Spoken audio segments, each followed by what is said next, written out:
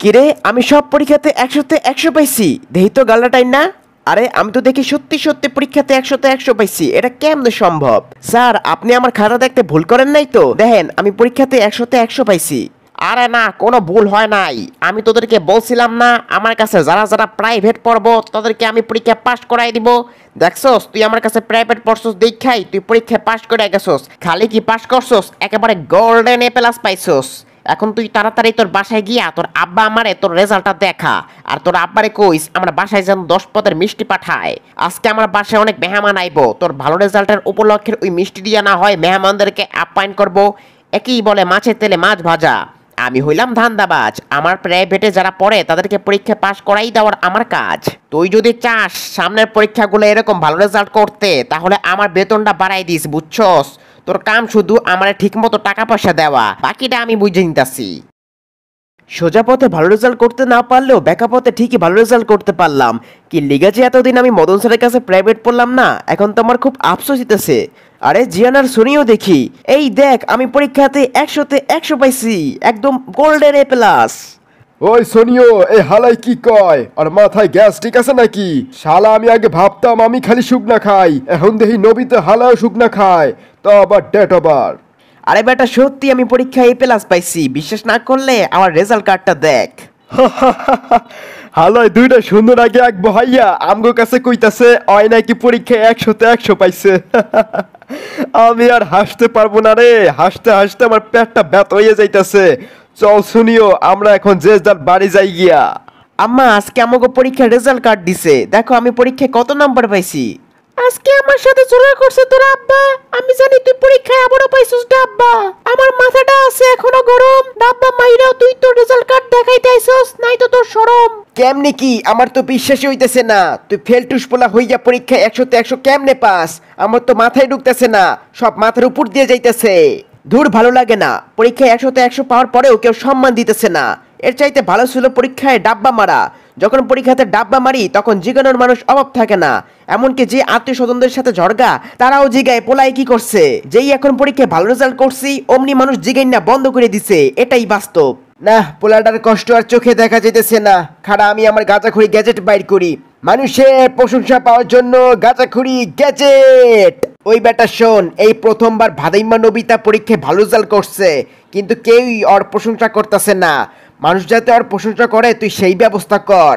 আরে এটা তো অনেক চুটকে মেরে করে দেব, তুই খালি দেখ নবিতার প্রশংসা কি একেবারে ওর লগে মাইয়া বিয়া দিতে চাইবো।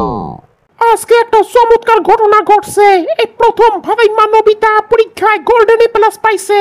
কি কইলো? নবিতা পরীক্ষায় গোল্ডেন এ প্লাস পাইছে? এইটা যদি সত্যি হয় তাহলে আমি পাশের বাসার ভাবির সাথে অনেক ভাব নিতে পারবো। নবিতাকে ডাব্বা মারতো দেখা আমারে অনেক খোঁচা মাইরা কথা বলতো, এইবার আমি প্রতিশোধ নিমু। ওই তোরা দেখছস নবিতার কথা টিভিতে কইছে, ও তাহলে সত্যি কইছিল ও পরীক্ষায় গোল্ডেন এ প্লাস পাইছে। বলস কি? তাহলে তো ওরে নিয়ে হাসাহাসি করাটা আমাকে ঠিক হয় নাই।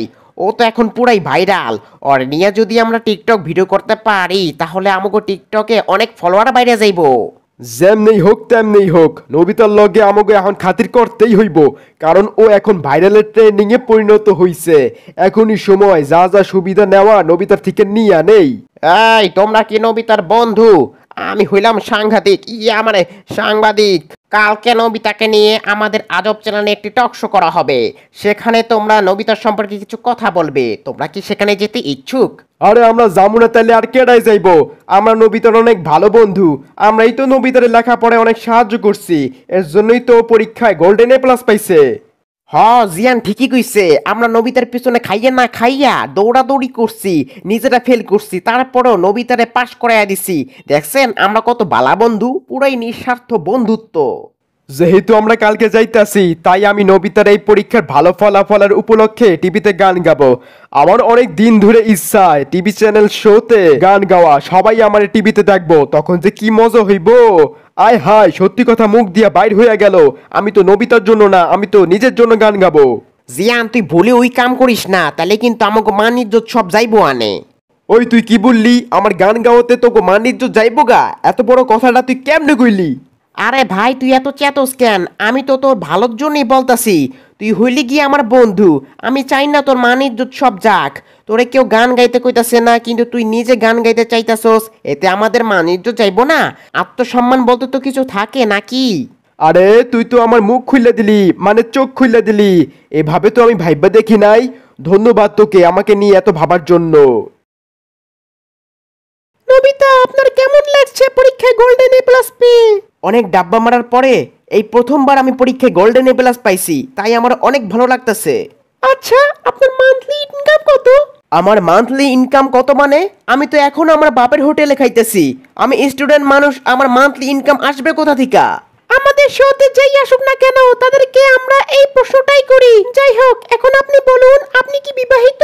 বিবাহিত না হইলে কি আপনি আমারে বিয়া করবেন? কি আজব প্রশ্ন করতেছেন এইসব? আপনাকে শোতে আমার আসাই উচিত হয় নাই, এর চাইতে ভালো ছিল বাসায় ঘুমানো। নবিতা আমার বন্ধু, তুই পুরাই সিগমা স্টাইলে প্রশ্নের উত্তর দিছস। আমার সাথে থাকতে থাকতে তুই সিগমা হয়ে গেছস, এইটা জেনে আমার খুব ভালো লাগতাছে। তুই আজকে টিভিতে আইছস, আমি খুব গর্ববতী, মানে গর্বিত আর কি। শোনো সবাই একটা কথা, গোল্ডেন এ প্লাস পাইছে আমাকে নবিতা। গত পরীক্ষাগুলো পাইছিল রাব্বা, আজকে গর্বিত রাব্বা। নবিতা, তুমি একবার বলো, করতে চাও তুমি বিয়া?